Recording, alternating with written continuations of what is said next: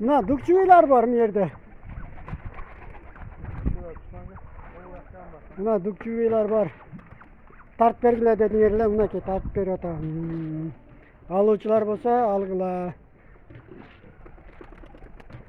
Ballaryan var. Baldaryan var.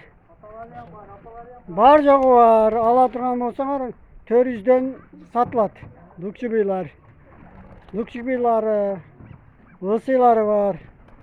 Buna ki tart bergile dediğin yerler buna tart ber atırım. Her yerinde tartışıyor. Buna ki alı algıla. Gelip görüp egesimen süleşip kat getkile. Buna ki. Dukçuviler min somdan. Egesi min somda atat. O karaları. Buna ki. Dukçuviler. Öyle de yan var.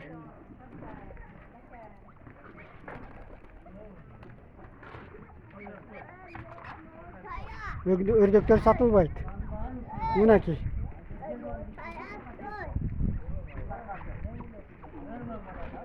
Bak. Buna ki. Liboyla var buna ki sırasan sor. Kagan oğun öldüğü kıyımdayken bir saat. 15 taşı 20 taşı.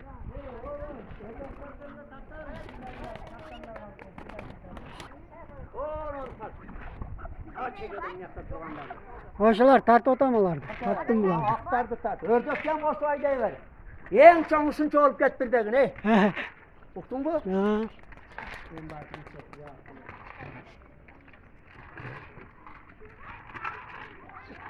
Bak bak bak bak bak bak bak.